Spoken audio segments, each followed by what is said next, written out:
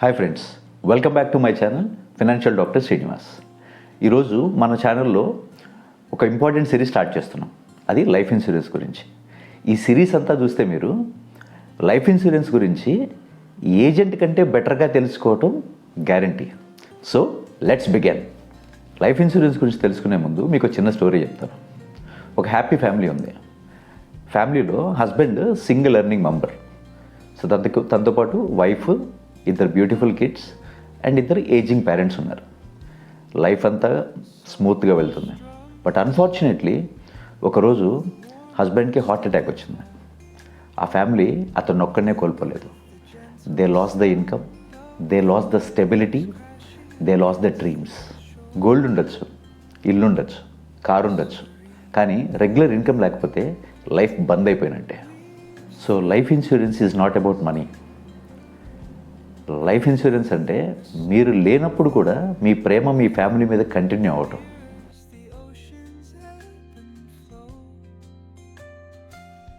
Simple వర్డ్స్లో life insurance అంటే ఏంటంటే అది మీ ఇన్కమ్కి గ్యారంటీ. మీరు లేనప్పుడు కూడా మీరు మీ family same lifestyle lead చేయడానికి అది మీరిచ్చే గ్యారంటీ వాళ్ళకి. It's not for you, it's for the people who depends on you, your wife, children and parents. అసలు జనరల్గా ఇన్సూరెన్స్ ఎలా బై చేస్తారంటే చాలామంది ట్యాక్స్ సేవ్ చేసుకోవడానికి, లేదంటే ఫ్రెండ్సో, ఏజెంట్సో, లేదంటే ఫ్యామిలీలో ఎవరో మెంబర్స్ సజెస్ట్ చేశారనో, లేదంటే రిటర్న్స్ వస్తాయని ఎక్స్పెక్ట్ చేసి చేస్తారు. బట్ ట్రూత్ ఏంటంటే చాలామంది రిటర్న్స్ వస్తాయని ఎక్స్పెక్ట్ చేసి లిమిటెడ్ ప్రీమియం ఉన్న పాలసీస్ తీసుకుంటారు.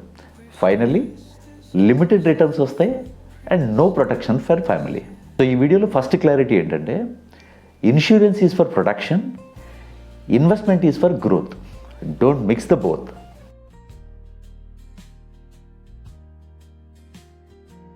అసలు ఎవరికి లైఫ్ ఇన్సూరెన్స్ అవసరమో, ఎవరికి అవసరం లేదో చూద్దాం.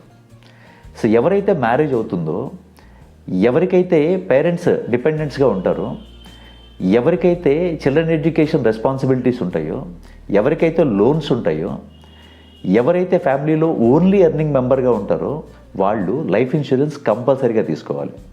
అండ్ ఎవరు తీసుకోకూడదు అని అడిగితే ఎవరైతే స్టూడెంట్స్గా ఉంటారో, ఎవరైతే అన్ఎంప్లాయిడ్గా ఉంటారో, ఎవరికైతే డిపెండెంట్స్ ఉండరో, ఎవరికైతే రిటైర్డ్ అయ్యి ఏ రెస్పాన్సిబిలిటీస్ ఉండవో వాళ్ళకి ఇన్సూరెన్స్ అవసరం లేదు.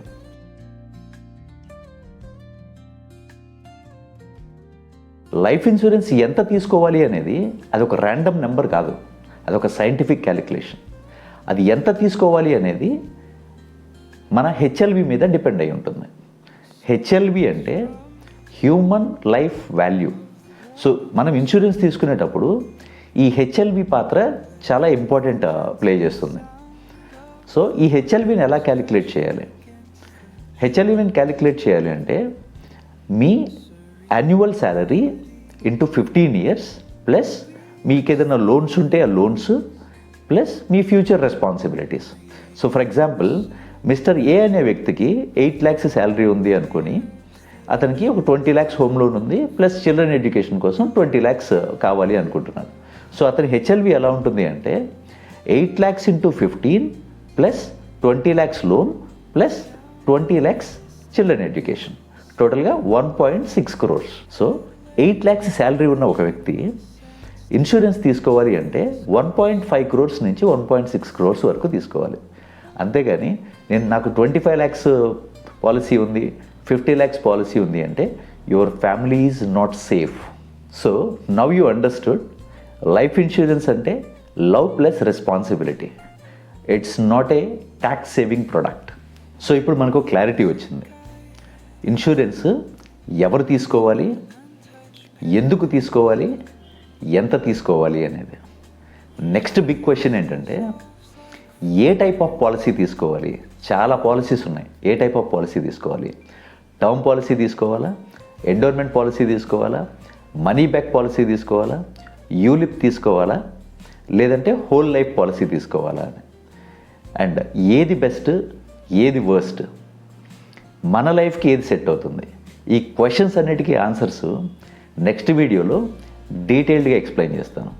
సో ఆ వీడియో మిస్ అవ్వకుండా ఉండాలి అంటే please subscribe the channel, like, share and I'm ready for the next video అని కామెంట్ చేయండి. అండ్ మీ ఫ్రెండ్స్ అందరికీ ఈ వీడియో షేర్ చేయండి. అండ్ నెక్స్ట్ వీడియోలో మళ్ళీ కలుస్తాను. Thank you. Take care.